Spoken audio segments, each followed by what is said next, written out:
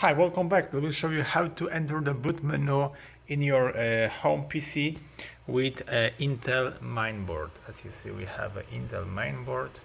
So we're gonna make a boot menu. We're gonna start with the USB the system. So we have to turn off our computer. Yeah, that way it is.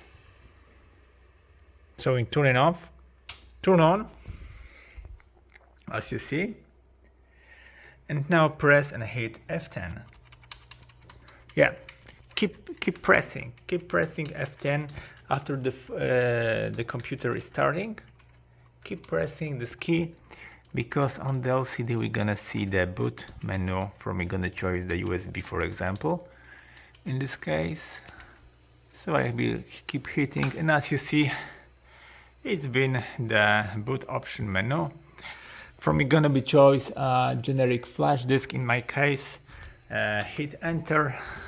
Yeah, that's it. And now I'm gonna be start install the Windows from the USB. And that's it for now. So I hope the video is helpful for you. If yes, you can leave like, leave comment, and leave subscribe, and see you by next video. Hey.